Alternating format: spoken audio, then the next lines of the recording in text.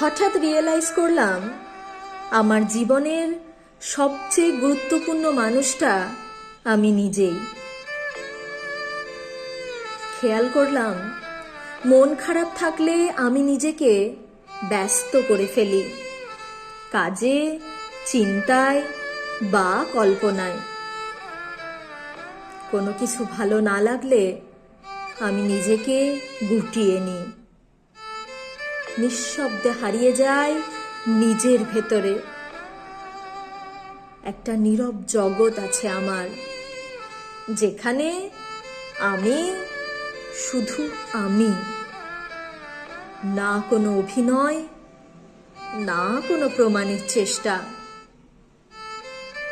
খেয়াল করলাম মূলত আমি নিজের জন্যই বেঁচে আছি। শান্তি মানে দূরে চলে যাওয়া নয়, শান্তি মানে নিজের ভেতরে ফিরে আসা। আর ধীরে ধীরে শিখে ফেলেছি নিজেকেই নিজের আশ্রয় বানাতে।